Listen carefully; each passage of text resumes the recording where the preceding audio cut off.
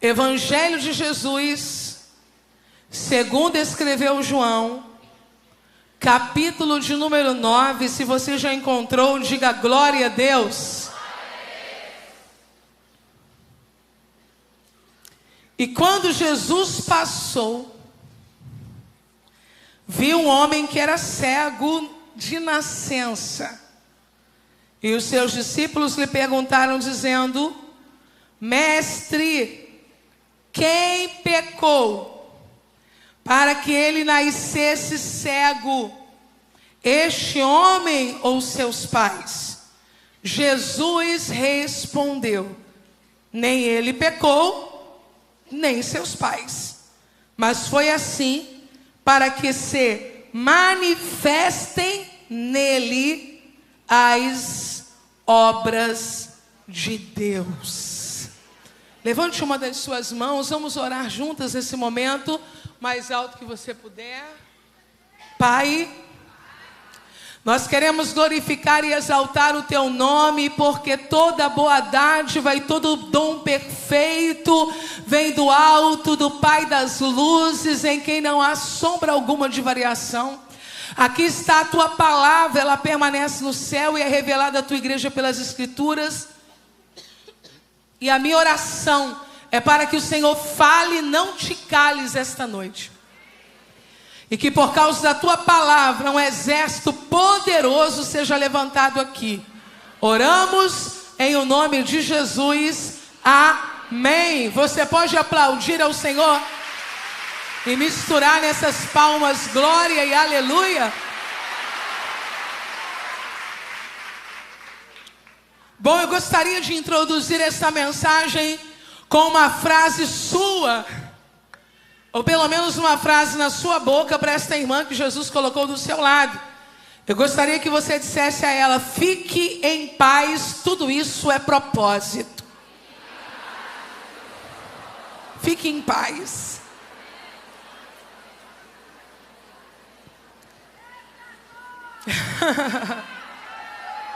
Fique em paz. A narrativa de João sobre o Evangelho de Jesus é uma narrativa muito pulsante, muito viva. Porque João é essa pessoa pulsante, viva, analítica, falante, emocional, sentimental. E João está contando aqui um milagre que Jesus realizou. E esse milagre envolve um homem cego de nascença. E é, no mínimo, curioso que no mesmo versículo apareça a impotência desse homem e a ação de Jesus na mesma vertente. Eu vou lhe explicar. O texto sagrado diz: e passando Jesus, viu um homem cego de nascença.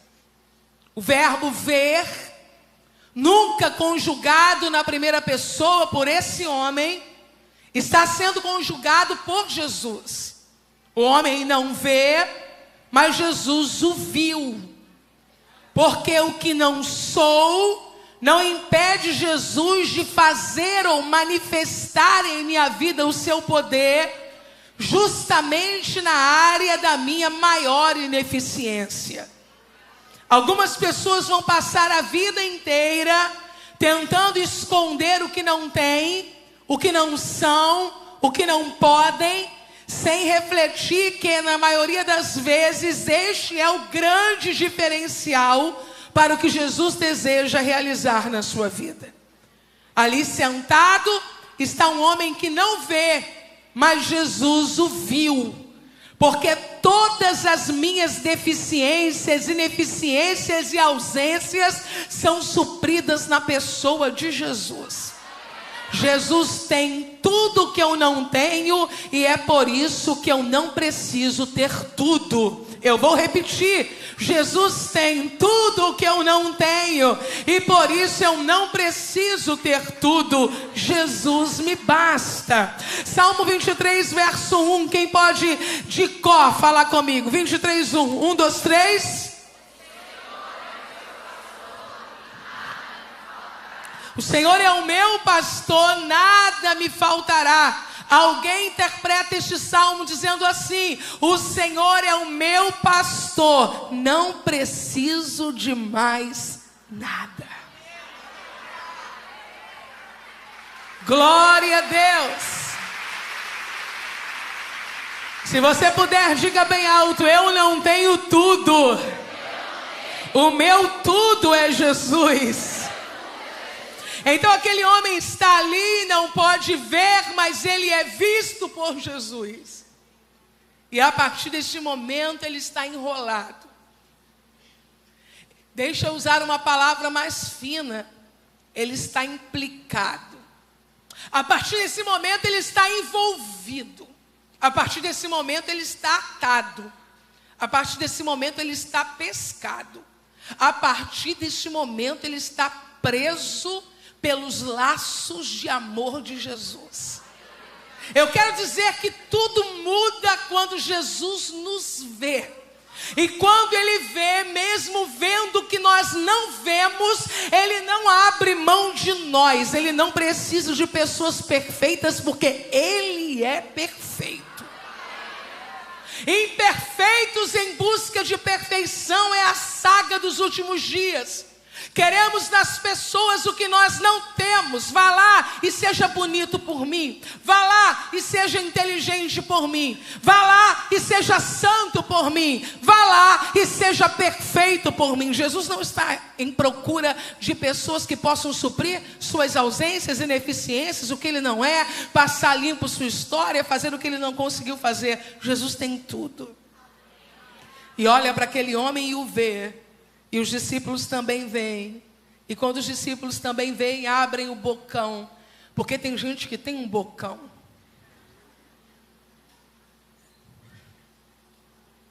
Rabi, mestre, quem pecou? Este ou seus pais para que nascesse cego? Há uma certa insensibilidade em algumas perguntas, já percebeu? Simplesmente pessoas que não lhe conhecem olham para você e dizem: você não tem filhos? Por quê? Ou ainda, não casou?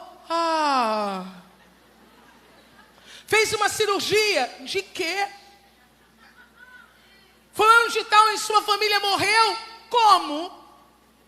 O problema destas perguntas é que elas causam estranheza e incômodo a nós.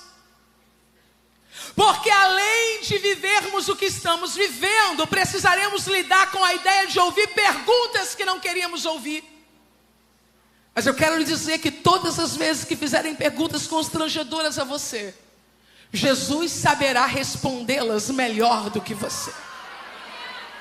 E deixa eu lhe dizer outra coisa que está ardendo em meu coração esta noite. Algumas pessoas estão provocando o nosso milagre e nem sabem disso. Eu vou repetir o que eu acabei de dizer agora, com outras palavras. Pare de sofrer pelas perguntas inconvenientes. Elas estão aparecendo para que Deus seja glorificado também por meio delas. Houve um dia que Davi estava passando uma fase desafiadora da sua vida. Todos aqui conhecem Davi, diga eu. Davi havia sido traído pelo filho, estava passando pelo caminho das oliveiras, com os pés descalços, com a mão na cabeça, chorando, e um homem olhou. Aquelas pessoas que acordam de manhã e não tem nada para fazer, e dizem: hoje eu vou lá olhar a vida de quem está sofrendo.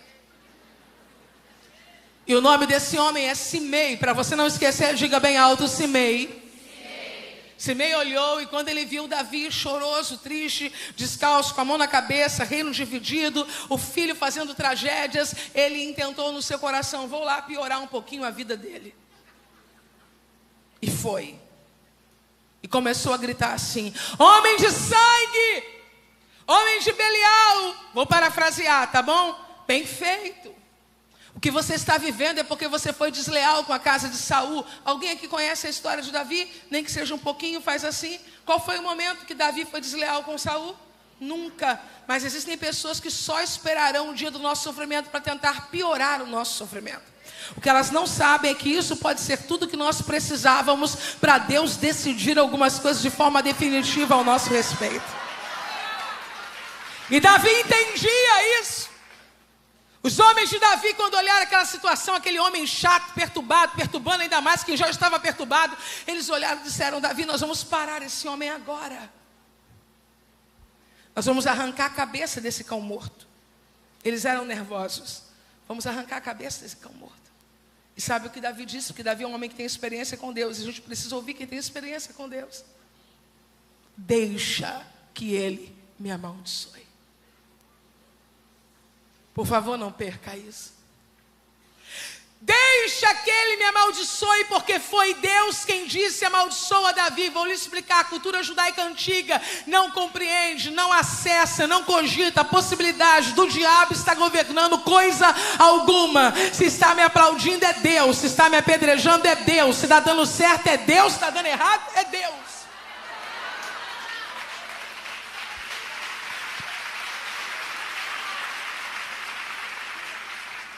Mas agora vem a chave que Davi entregou naquele dia, que eu quero passar para pessoas aqui que ainda não conhecem essa história, ou pelo menos lendo-a, não discerniu neste ponto. Davi disse assim: deixa que ele me amaldiçoe. Porque quem sabe, aí está o ponto, Deus não verá isso e me dará hoje uma grande bênção.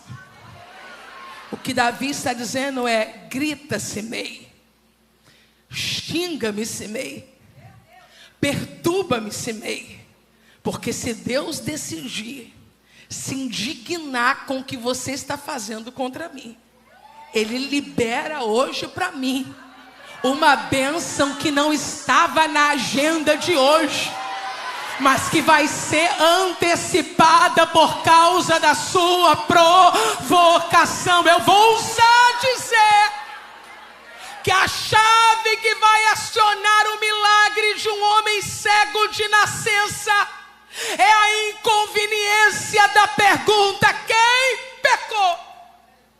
Jesus disse: nem ele, nem seus pais. Isso aconteceu. Não, você precisa redobrar a sua atenção agora. Jesus está dizendo, quando ele estava na vida uterina, quando ele estava em formação, na hora dos olhos, é isso que o texto está dizendo: eu e meu pai não deixamos que o globo ocular, os olhos, tivessem funções normais como de outros indivíduos.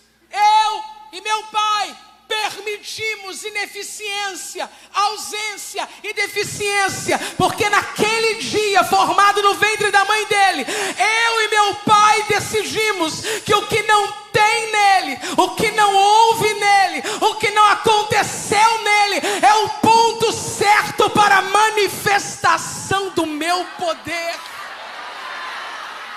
Você vai sair desta conferência entendendo que o que aconteceu na sua vida passou pela soberania divina, para que você chegasse aonde chegou, sendo quem você é, para viver o que Deus preparou para esse tempo. Pare de culpar seus pais, sua família, quem negligenciou, quem não fez, quem não participou. Nesta noite eu quero te convidar a fazer as pazes com a tua infância, fazer as pazes com a tua história, fazer as pazes com a tua vida uterina. Porque ainda que alguém não tenha te guardado, Deus não estava lá. Ora, se Ele estava lá, todas as coisas juntamente cooperam para o bem daqueles que amam a Deus. Aleluia. Pegue na mão dessa menina super de Deus que está do seu lado e diga a ela: eu também não entendo tudo, mas confio totalmente Eu também não entendo tudo, mas confio totalmente. Qual o propósito que pode haver em um tempo de quimioterapia? Que propósito pode haver em um abuso? Que propósito pode haver num luto? Que propósito pode haver numa falência? Que propósito pode haver em uma humilhação? Que propósito pode haver em uma traição? Que propósito pode haver em uma doença psicossomática? Que propósito pode haver numa porta que bateu em minha cara? Que propósito pode haver na escassez que visitou a minha mesa? Uma coisa eu sei: a mão do diabo nunca esteve na tua história nem na minha.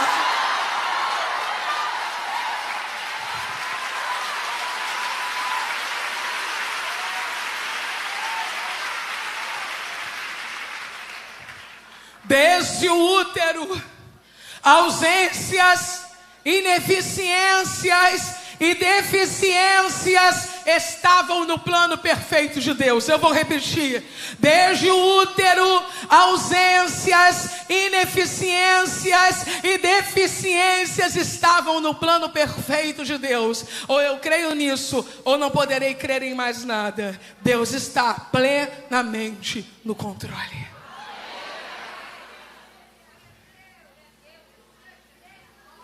Vê se isso faz sentido a você. Antes que saísse do ventre te conheci. Antes que saísse da madre te santifiquei. E as nações te dei por profeta. Jeremias capítulo 1. Eu quero dizer para você que tem 60 anos de idade que Deus lhe separou no ventre de sua mãe. E quero dizer para você que tem 20 e poucos anos que Deus te separou no ventre de sua mãe. Eu quero dizer para você que Deus chegou primeiro em sua vida e por isso Ele tem a primazia. Eu preciso compartilhar com você que Deus não está atrasado no que Ele está fazendo na sua vida. Eu preciso dizer para você que nada nem ninguém vai impedir o que Ele está realizando nesse tempo, porque Ele chegou primeiro. Deixa eu lhe dizer uma coisa, eu quero que você traga à sua mente agora qual é o grande impeditivo para que você viva a plenitude do que Deus tem para você e que você seja sincera quanto a isso. Talvez na mente de alguém esteja: o casamento que eu fiz um casamento que eu não deveria ter feito. Esse impeditivo está diante de mim. Talvez alguma menina diga: o impeditivo que está diante de mim é algo que eu vivi na minha juventude, que eu não gosto nem de lembrar. Outra vai dizer: não, o impeditivo que está diante de mim é desde criança. Eu me enxergo nessa condição, lutando em questões relacionadas à minha sexualidade desde que sou criança. Aí a outra vai dizer: não. Comigo a coisa foi bem antes. Quando eu nasci, minha mãe me rejeitou. E foi ali que os meus problemas começaram. Eu quero dizer para você que de toda essa saga que eu desenhei, que você pode se encontrar em algum desses pontos ou em pontos diferentes desses, nada disso chegou antes do que Deus em sua vida. Por isso eu quero com ousadia te convidar a levantar uma das suas mãos esta noite. E se você puder, diga bem alto comigo: antes que saísses da madre, eu te conheci, eu te santifiquei. Então diga: Deus já me conhecia e já havia me escolhido. Agora levante um pouco sua voz e desafie no mundo do Espírito que quer se opor a você. Diga: todo o resto, esta noite, receba uma ordem. Perca a força, perca o controle, perca o protagonismo. Eu sou totalmente de...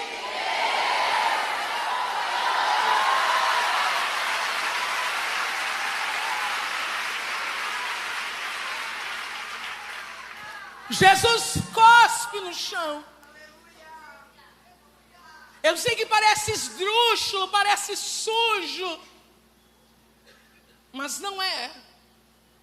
A única parte comunicável de Jesus seria a sua saliva, não é verdade?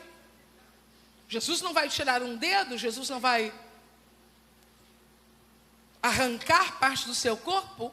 Perceba que mesmo um pelo ou um cabelo de Jesus não teria aderência Mas a saliva, embora pareça esdrúxula para a gente, é a parte de Jesus que está agora lançada para fora dele. Misturada à terra. E a gente conhece essa misturinha. Sim ou não? Não é a primeira vez que o Criador faz uma misturinha para fazer uma coisa boa. Olha para mim. Para a cultura judaica, o cuspe é o ponto mais alto da humilhação. Em Números capítulo 12, quando Miriam falou mal de Moisés, o texto sagrado diz que ela ficou leprosa. E Deus justifica a estada dela fora do arraial por 7 dias para que volte depois, dizendo assim: se ela tivesse levado uma cusparada do pai dela, ela não teria que se ausentar. Por quê? Porque um cuspe do pai, de quem gerou, de quem criou, é o maior nível de desonra que alguém pode chegar. Fique em paz, tá? Tá tudo tranquilo. Jesus está trabalhando. Então, quando o pai cospe, o pai está dizendo: eu te desonro. O pai está dizendo: eu te desprezo. Eu não posso afirmar que esse menino tenha levado um cuspe do pai. Não posso. Mas tenho certeza que ele viveu processos de humilhação profundos.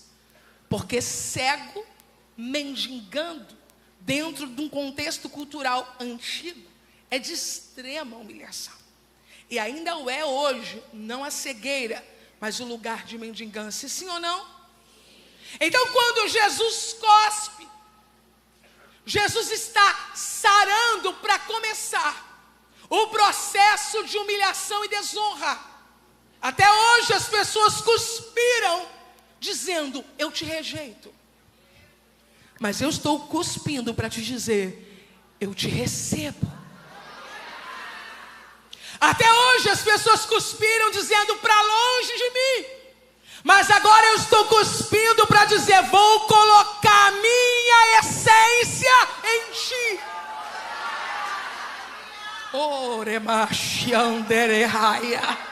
Quando Jesus cospe, ele faz uma pomada, diz a pastora Joyce Maia. É uma pomada que Jesus está fazendo com cuspe e com areia. O que até hoje para você foi rejeição, você vai ver como aceitação.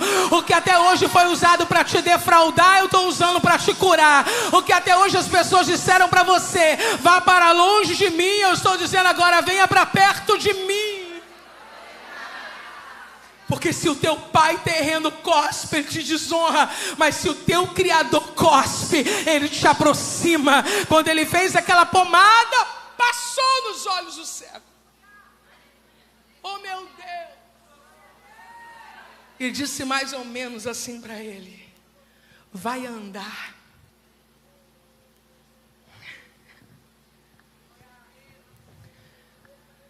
Eu tenho uma palavra para você esta noite, eu vou entregá-la. Vai andar. Fala uma coisa super espiritual para essa menina que está do seu lado. Super espiritual. Olha para ela e diz: irmã, vai andar, irmã.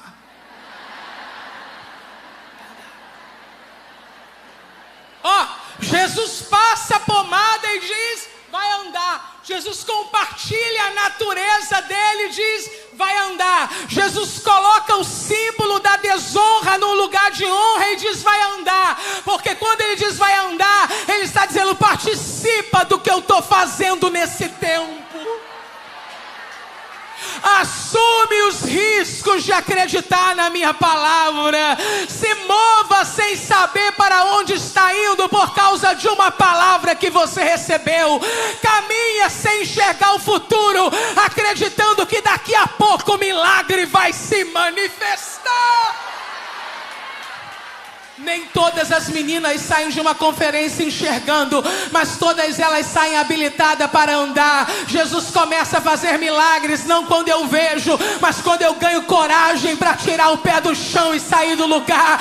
Existem coisas na minha vida que não acontecerão no tempo que eu quero, mas enquanto elas não acontecem, eu me movo na geografia de Deus. Esta noite o mapa de Deus está aberto nesta conferência e Ele está dizendo: ande! Vá ao tanque de Siloé. Vá ao tanque de Siloé. Vá ao tanque de Siloé. Vá ao tanque de Siloé. Ele não temeu a exposição. Imagina você andando na rua, de olhos fechados, com uma placa de barro em cada lado. Ele não temeu os inconvenientes do caminho. E daí se tropeçar? No chão já estava. O que vier agora é lucro. Existem pessoas que não querem arriscar nada, mesmo não tendo coisa alguma. Existe uma certa hora da vida que precisamos abrir mão de uma falsa segurança para acessarmos uma verdadeira. Jesus disse: vai, lava-te no tanque de Siloé, que significa o enviado. O enviado enviou o moço para o tanque do enviado. E quando ele chegou lá, ele fez o que o enviado disse. E o texto disse: voltou vendo. Se esta noite você puder entender isso, há uma bênção para o teu retorno. Esse menino voltou para casa vendo, e eu não posso dizer quantos anos ele tem, porque eu não faço a menor ideia. Apenas que ele não é uma criança mais. E quando ele volta para casa vendo, eu posso imaginar o quanto isso deveria ter trazido alegria para as pessoas que o acompanhavam. Eu quero esta noite fazer uma recapitulação com você, para que você entenda exatamente em que ponto estamos. Esse homem tem uma ineficiência, uma deficiência, uma ausência. Jesus diz que isso sempre esteve dentro de um propósito, que aconteceu para que se manifestasse nele as obras de Deus. Jesus agora compartilha parte da sua essência, do que ele mesmo é, com este homem. Este homem ouve a voz de Jesus e vai lavar-se no tanque de Siloé, mesmo com os riscos do caminho, mesmo com a possibilidade de tropeços, quedas e de mais perguntas inconvenientes. Mas deixa eu dizer para você que existem algumas coisas na nossa vida que Jesus está dizendo: será a última vez.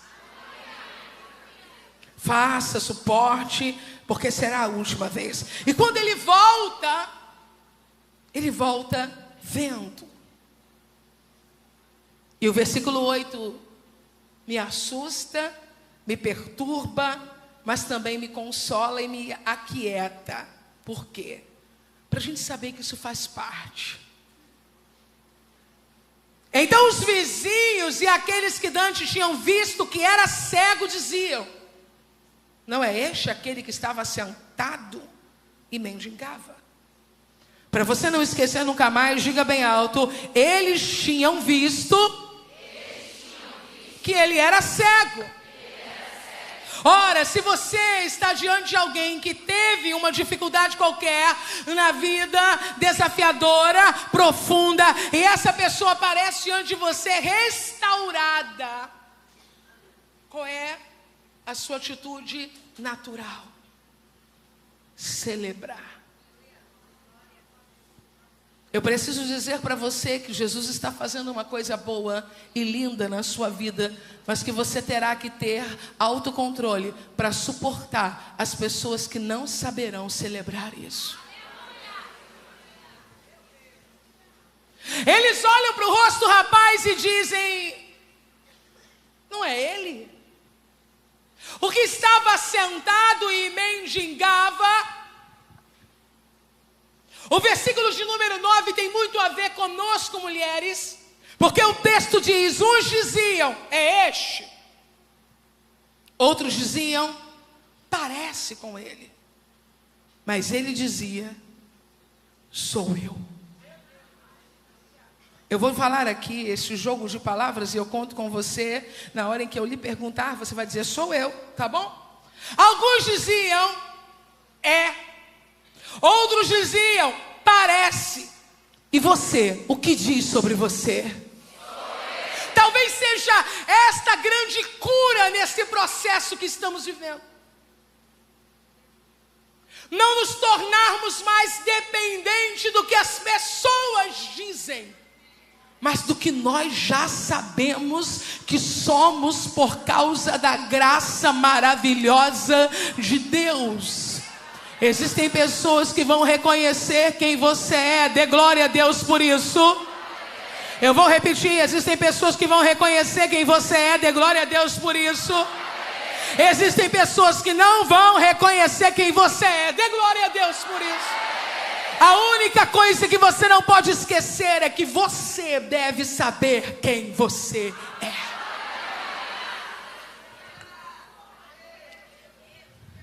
Vou compartilhar uma coisa com você.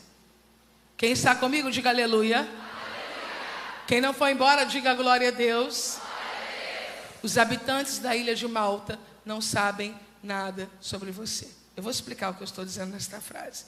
Os habitantes da ilha de Malta não sabem nada sobre você. Pare de ser dependente do que dizem para você acreditar em quem você é. Você não é escrava de opiniões, nem de aceitação, nem de rejeição.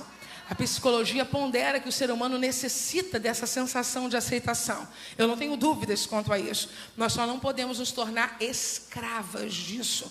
Os habitantes da ilha de Malta não sabem nada sobre você. Guarde essa frase. Amanhã de manhã, quando alguém quiser te perturbar, você dá uma olhada para ele e pensa: habitante de Malta, tu não sabe nada sobre mim.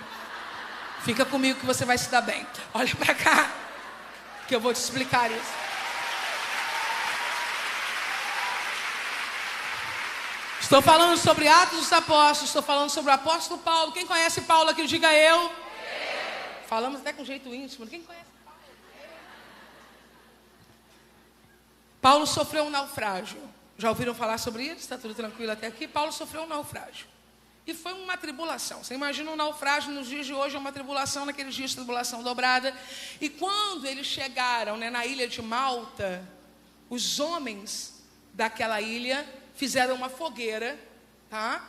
E começaram a usar de compaixão com Paulo e com outros náufragos, né? Dando um jeitinho para eles se cobrirem, dando algo para eles se aquecerem. Só que de repente, quando a fogueira foi acesa, quando a chama subiu, alguém sabe o que apareceu, o que se apresentou, sabe? Uma víbora. Eu quero dizer para você que fogo não cria víbora, mas fogo faz elas se manifestarem. Então você não precisa ter, mas agora que eu estou buscando, está aparecendo mais, sempre teve ali. Só que quando você se aproxima do fogo, elas se manifestam. Quando a víbora se manifestou, veio para a mão de quem? Paulo. Aí os habitantes da ilha de Malta olharam para Paulo e falaram assim: isso aí só pode ser um bandido. Isso aí só pode ser um fugitivo da lei, que Deus não está deixando viver de jeito nenhum. Porque acabou de sofrer um naufrágio. E imediatamente agora vem uma víbora e cai nele. Isso aí é Deus dizendo: tem que morrer mesmo. Mas o que eu disse antes, os habitantes de Malta não sabem nada sobre você. Só que Paulo é um crente cheio. E o crente cheio balança a víbora no fogo. Paulo estendeu a mão e fez assim. Quando balançou, a víbora caiu. Aí os homens ficaram olhando assim: ele vai cair também, porque a víbora, já tocou, já picou. Daqui a pouco ele vai inchar, vai morrer. Mas passaram os minutos e não aconteceu nada com Paulo. Os habitantes de Malta viraram o disco. Quem é do tempo do disco, diga aleluia. E disseram assim: isso aí é um Deus. Eu quero dizer para você que é muito perigoso quando vozes externas nos governam e nos fazem acreditar que somos demônios. Mas também é muito perigoso quando vozes externas nos fazem acreditar que somos deuses. Nós não somos nem uma coisa nem outra, porque os habitantes da ilha de Malta não sabem nada sobre nós. O que nós somos? Sobreviventes dos naufrágios. O que nós somos? Sobreviventes dos ataques das víboras. O que nós somos? Mulheres guardadas por causa de uma promessa.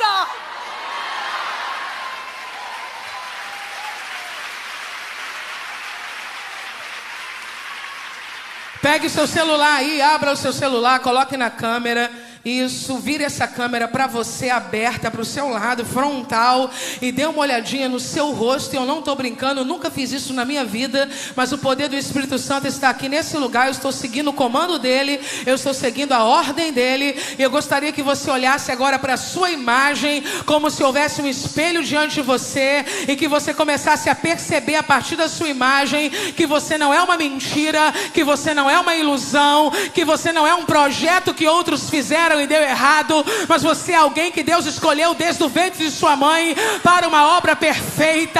Olhando para esse espelho ainda que se formou através dessa câmera, eu quero te encorajar a dizer agora: eu acredito em tudo que Deus já disse ao meu respeito.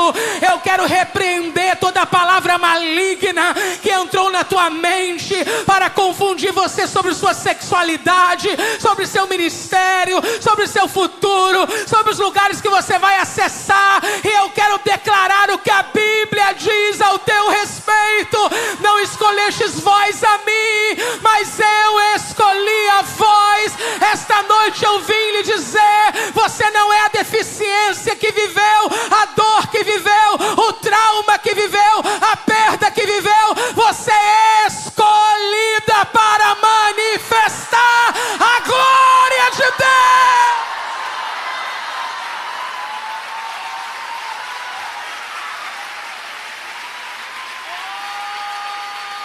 Abra sua boca e comece a dizer glória. Abra sua boca e comece a dizer aleluia. Se Jesus já te deu línguas estranhas, abra sua boca e fale as línguas que os demônios não falam. Fale a língua que os religiosos não falam. Fale as línguas que Jesus deu para a igreja.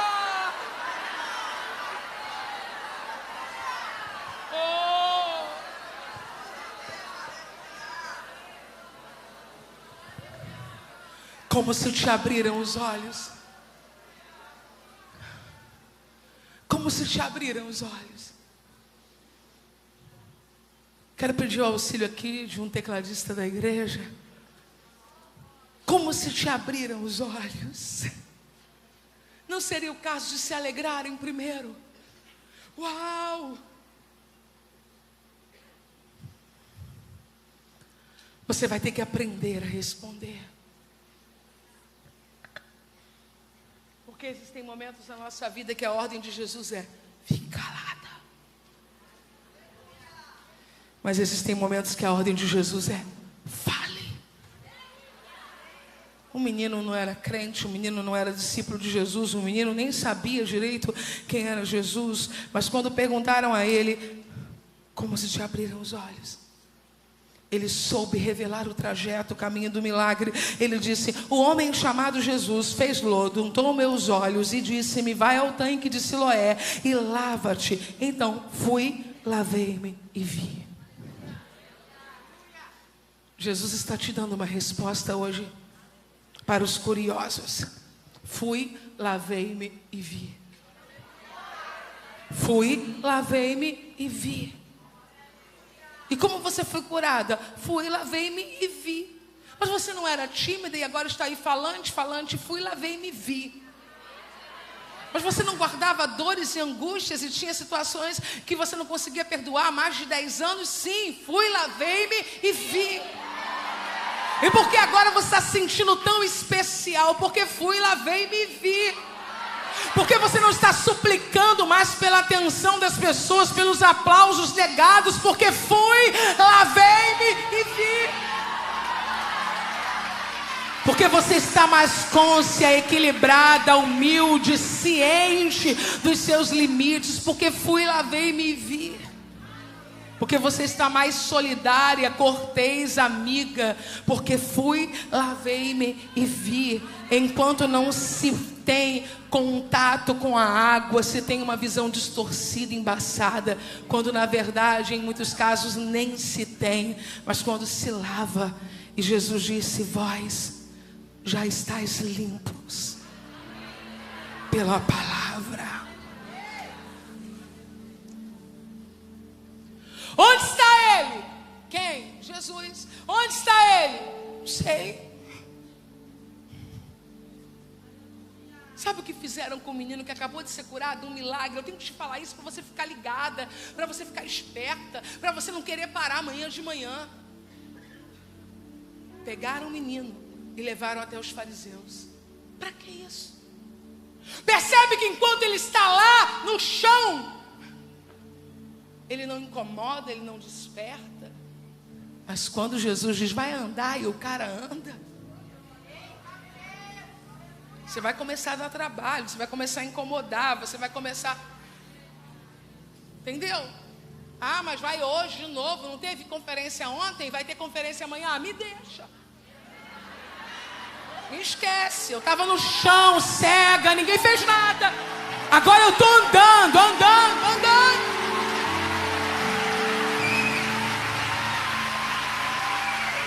Pegaram e levaram até os fariseus. E os fariseus, olhando para ele, disseram que os outros já tinham dito. Como é que você está vendo? E era um sábado, né? Só que Jesus já tinha dado a resposta a ele. Vocês lembram da resposta que Jesus colocou no coração dele? Fui, lavei-me. Vamos juntas? 1, 2, 3.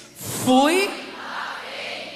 Quando um monte de chato de plantão perguntou como é que foi, ele disse, fui, lavei-me e vi. Agora ele está numa instância superior, diante de religiosos, mas o discurso é o mesmo. Porque quando você aprende a responder, o setor, a área, o lugar, não lhe aperta, não lhe oprime a ponto de alterar as suas convicções.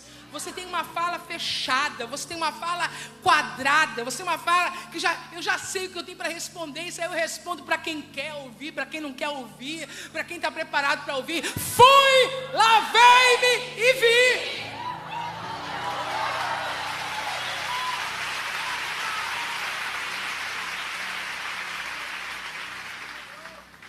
Então alguns dos fariseus diziam, esse homem não é de Deus porque não guarda o sábado.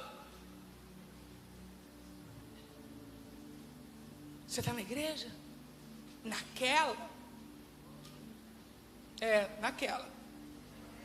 Da cadeirinha cinza. Tem um lugarzinho do meu lado para você, quer? Mas é porque no sábado...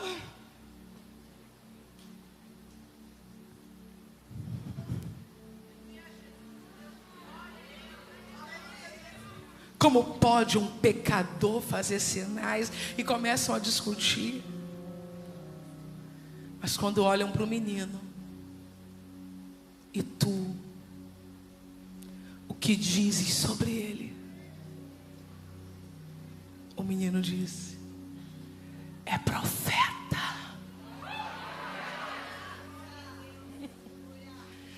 Ele não sabia ainda quem era Jesus, mas ele percebeu que fariseus passavam por ali, religiosos passavam por ali, e ninguém havia alterado a vida dele. Mas quando Jesus passou, houve uma alteração definitiva. Viraram para os pais dele e perguntaram, esse aqui é seu filho, não é? Ele nasceu cego, como é que ele pode estar vendo agora? E os pais respondem, é nosso filho.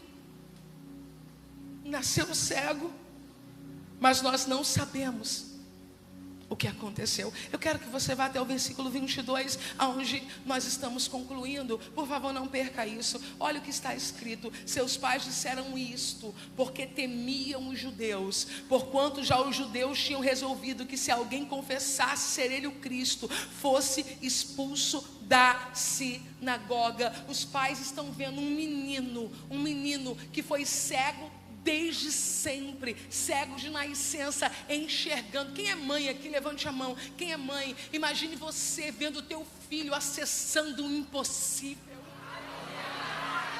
Imagine você vendo o teu filho fluindo numa área que ele nunca fluiu. E quando alguém pergunta para você quem fez isso, você diz, não sei. Pergunta para ele, porque tem medo de perder um lugar dentro da religião. Eu quero dizer para você que existem lugares que é um privilégio ser expulso deles. Eu vou repetir, existem lugares que ser convidado a sair é uma honra. Eu vou repetir, existem listas que não entrar nelas é mimo de Deus. Eu vou repetir, algumas vezes é melhor ser esquecido do que ser lembrado. Eu não quero estar em ambientes onde a minha fé é atacada, onde a minha fé é destruída, ameaçada. Eu quero estar entre aqueles que acreditam. Meu Deus.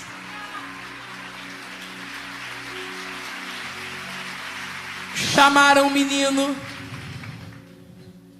Chamaram o menino. Dá glória a Deus. Não, falaram isso para o menino. Dá glória a Deus. Porque esse homem aí que te curou é pecador. Tu tem que dar glória a Deus. Que coragem. Diante do que você tem vivido com Cristo e com a igreja de Cristo, não te permita a prerrogativa da deslealdade. Defenda o evangelho. Defenda a igreja. Defenda seus pastores. Defenda a comunidade de fé que você faz parte.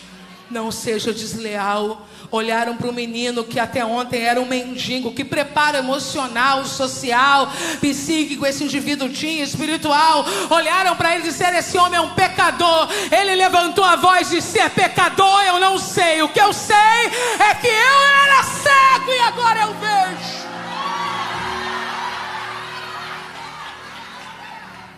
Será que não está na hora de responder? Ah, porque tem um pessoal lá na sua igreja que é meio assim, né? Ah, é que eu entro tão ligada no culto, amiga, que se é assim eu nem sei.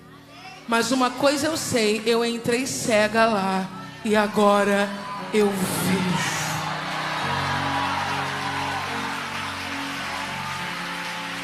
Entrei doente lá, mas agora eu vejo. Entrei com meu casamento destruído lá, mas agora eu vejo. Entrei depressiva lá, mas agora eu vejo. Se posicione.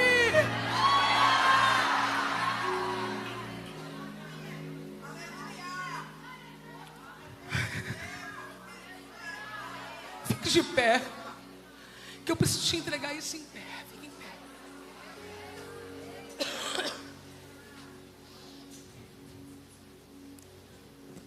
Versículo 28, quando ele disse: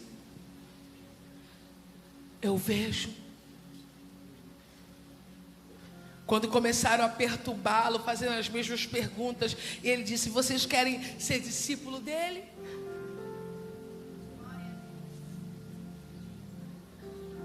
Aí, pensando que estavam desonrando, olharam para ele e disseram: vai você ser. Tem gente que pensa que está diminuindo a gente, mas está entregando palavra profética. Você precisa aprender a transformar. Entenda, por favor, aqui, deboche em profecia. Quando alguém vier debochar, está rica você. Aleluia.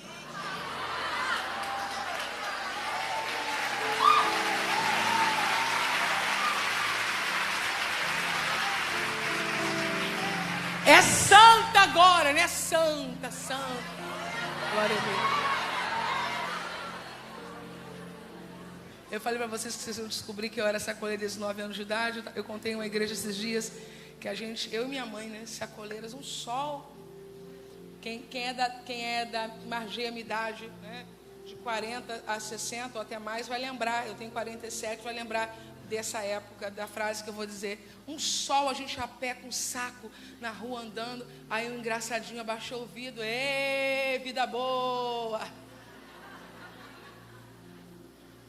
Vocês vão lembrar desta fala: Marajá. Isso é só para quem lembra, né?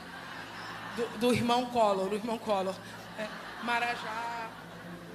Tu imagina você com um saco na mão, sol na cabeça.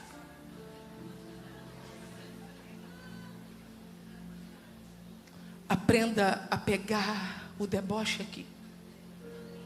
E antes de trazer para cá, diz... A conotação de Marajá era que ganhava sem trabalhar. Isso aí eu não peguei, não. Mas a conotação de... vidão. Quando meu marido leva meu café na cama, eu digo, vida boa, Jesus.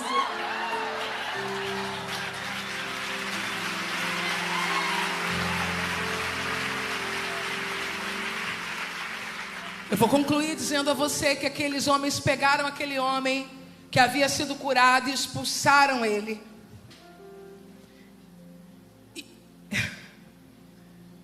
Versículo 34, responderam eles e disseram-lhe, tu és nascido todo em pecado e nos ensina a nós, e expulsaram. Existem pessoas que nunca vão atualizar a nossa história, então nunca nos darão autoridade. Quem é você? Vai.